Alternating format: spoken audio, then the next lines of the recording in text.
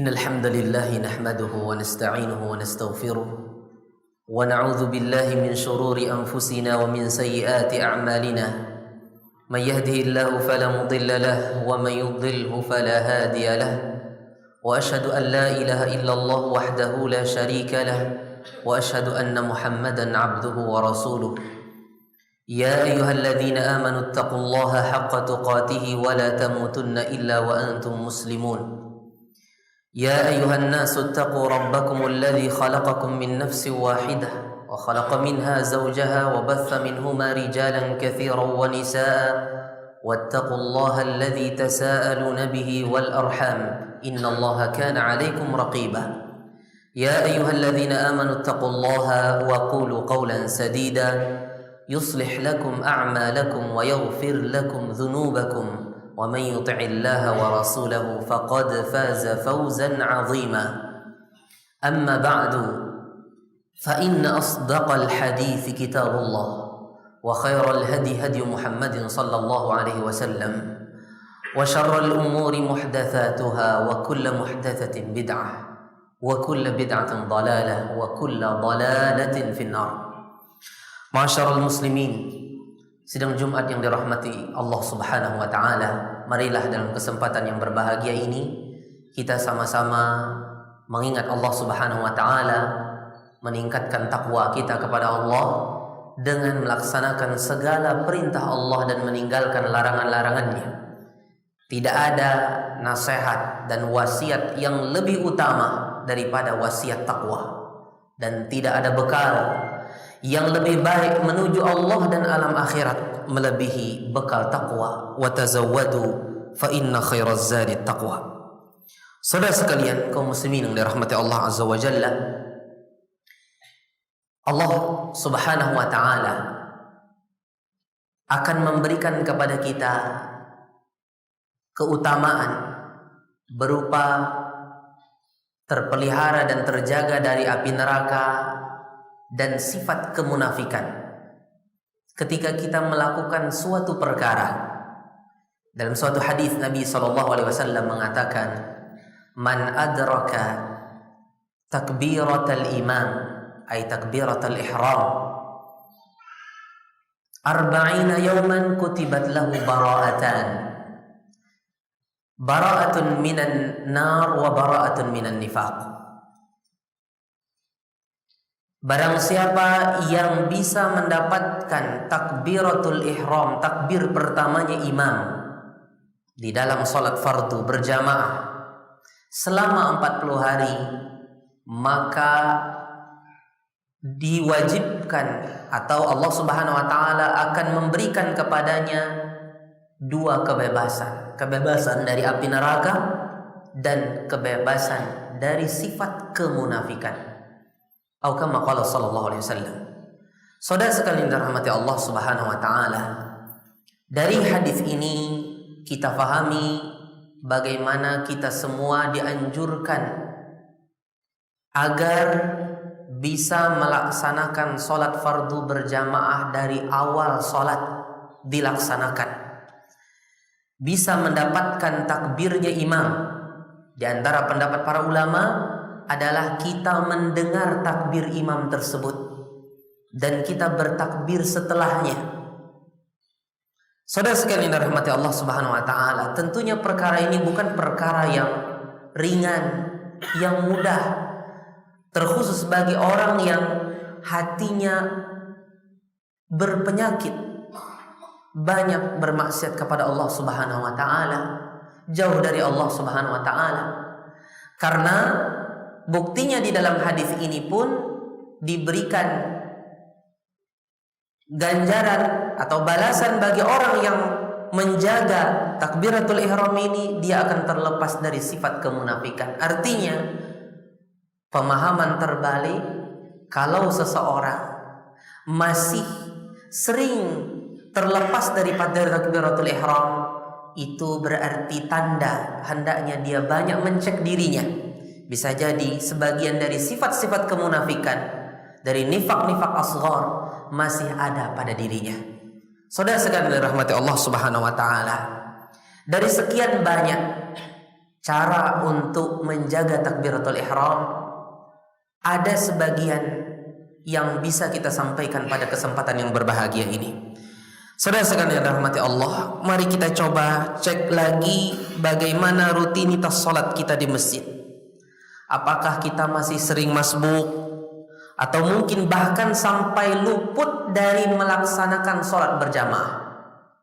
Ketika kita sudah selesai wudhu, ternyata sholat sudah selesai. Datang ke masjid, sholat sudah selesai, imam sudah salam. Atau bahkan mungkin jamaah sudah selesai dari berwirid. Boleh jadi itu karena kita sudah meremehkan sholat sunat rawatib. Sholat yang menempel, sholat sunat yang menempel dengan sholat fardu, qobliyah dan ba'diyah. Terkhusus 12 rakaat yang sunnah muakkadah.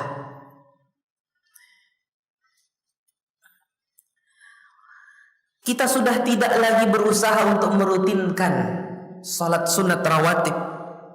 Awas, lama-kelamaan kita bisa terhalang melakukan salat fardu.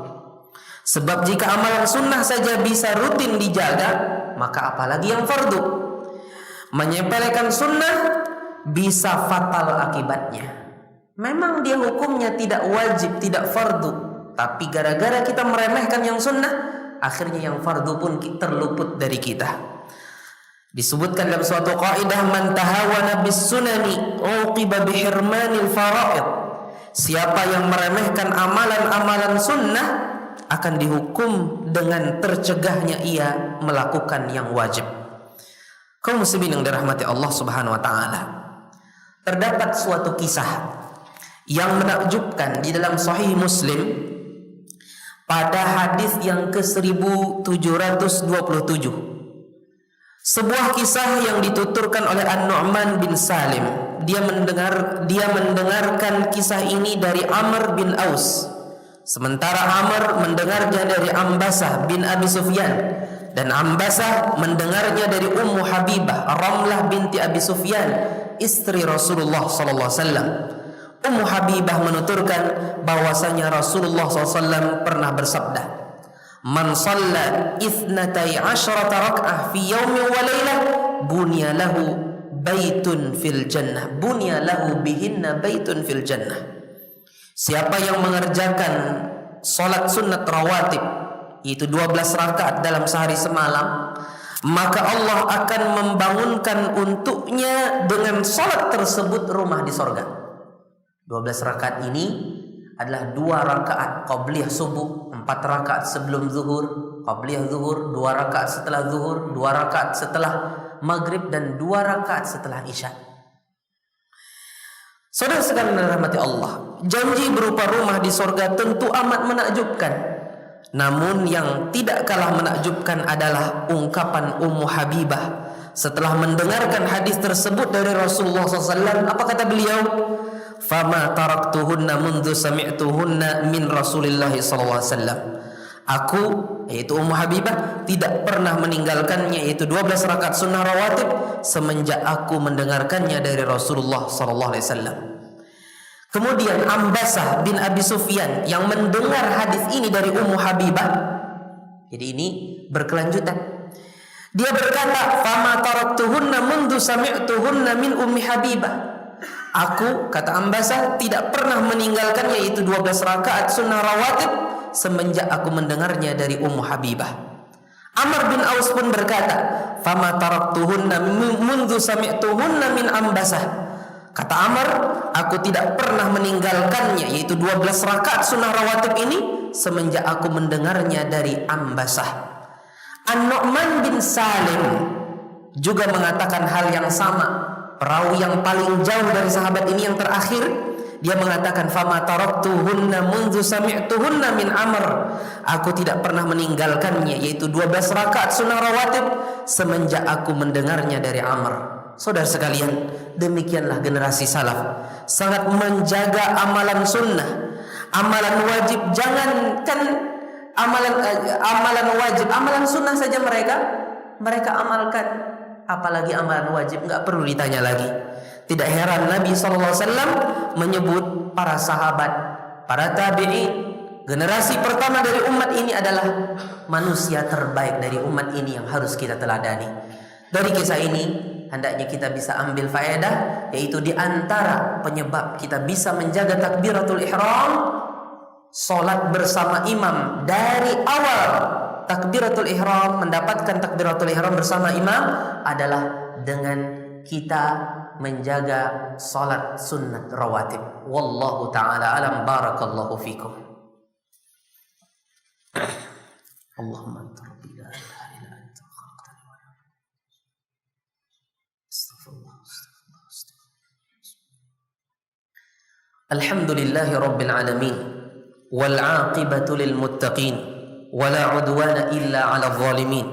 Wassalatu wassalamu ala asyrafil anbiya'i wal mursalin nabiyina Muhammad wa ala alihi wa ashabihi wa man tabi'ahum bi ihsanin ila yaumiddin. Amma ba'du.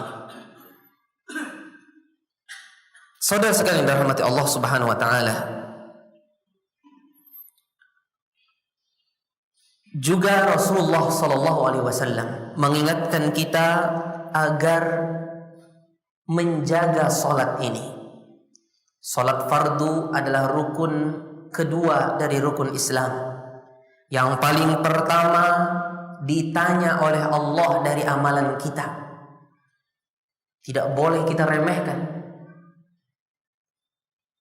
Kita berlambat-lambat menuju salat fardu berjamaah, khususnya bagi laki-laki. Warka'u ma'ar raki'in, rukuklah bersama orang-orang yang rukuk, kata Allah. Dan hendaknya kita menghindar dari selalu terlambat dari melaksanakan salat fardu berjamaah. Kalau terlambat sesekali karena beberapa penyebab yang syar'i, penyebab yang memang kita tidak bisa hindari lagi dari terlambat, wajar. Tapi kalau selalu terlambat dan selalu terlambat, maka hendaknya kita hindari ini. Kita takut ada sebagian dari sifat kemunafikan terdapat pada diri kita. Nabi SAW juga mengingatkan kita dari suka berada di saf-saf belakang, apalagi memang sengaja terlambat atau karena kita meremehkan salat fardu berjamaah. Nabi SAW mengatakan dalam suatu hadis yang diriwayatkan oleh Imam Muslim, la yazalu qaumun yata'akhkharun hatta yuakhirahumullah. Tidaklah suatu kaum mengakhirkan, yaitu menuju masjid, hingga Allah akan mengakhirkan mereka. Saudara sekalian dirahmati Allah, berkata Syekh Muhammad bin Shalih Al-Utsaimin ketika mensyarah hadis ini, kata beliau, innal insana kullama ta'akhkhara 'anil saffil awwal wath-tsani aw ats-tsalits ay fi shalah alqallahu fi qalbihi mahabbatat ta'akhkhuri fi kulli 'amalin salihin wal iyadzu billah. Tatkala manusia terlambat mendatangi salat, dari menempati shaf pertama, kemudian salat berikutnya kemudian salat berikutnya terlambat lagi di shaf kedua, kemudian shaf ketiga, apalagi sengaja terlambat atau ketinggalan salat berjamaah, maka Allah buat hatinya suka mengakhirkan semua amalan soleh. Jangankan salat, amalan-amalan soleh yang lain pun akan dia lambat-lambatkan, bahkan pada perkara-perkara di luar ibadahnya. Contohnya seperti pekerjaannya, di tempat dia bekerja, akan suka dia lambat-lambatkan gara-gara dia suka melambat-lambatkan ibadahnya kepada Allah Subhanahu wa taala. Kaum muslimin yang dirahmati Allah, dari pesan ini semoga kita bisa mengamalkan, kita bisa segera menuju rumah Allah. Bahkan di antara amalan khusus sebagian sahabat, sebagian salaf adalah ada di antara mereka yang datang sebelum dikumandangkan azan dalam rangka menunggu salat. Dan seseorang ketika menunggu salat, antara salat dia yang sebelumnya tahiyatul masjid dengan salat sebelumnya, semua dihitung dan dianggap salat oleh Allah Subhanahu wa taala. Kaum muslimin yang dirahmati Allah, pesan saya khusus bagi teman-teman, saudara-saudara yang sedang safar, sempatkanlah waktu safar ini untuk memperbanyak berdoa kepada Allah, terkhusus ini hari Jumat. Terkandung dua penyebab minimal dikabulkannya doa kita kepada Allah Subhanahu wa taala.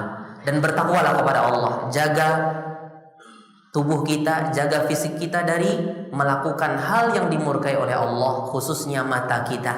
Di perjalanan ini banyak hal-hal yang bisa mengundang murka Allah Subhanahu wa taala. Kemudian lagi, kita tidak boleh memprotes takdir Allah Subhanahu wa taala, menggerutu pada perkara yang sudah terjadi. Di antaranya tingginya harga barang atau mungkin pengiriman barang dan sebagainya. Ingat, tidaklah ada yang menyebabkan naiknya harga-harga di tengah masyarakat kecuali disebabkan karena dosa-dosa kita. Kalau seandainya kita betul-betul bertakwa kepada Allah Subhanahu wa taala, niscaya Allah Subhanahu wa taala akan memberikan kepada kita kemakmuran, kejayaan, kemudahan di dalam kehidupan kita di dunia ini. Saudara sekalian dirahmati Allah Subhanahu wa taala, kita tidak boleh menyalahkan si anu dan fulan. Yang paling pertama yang kita salahkan adalah diri kita. Kita sebagai masyarakat ini. Kenapa terjadi beberapa hal yang kita tidak inginkan di daerah kita, di tempat kita, berupa harga dan sebagainya?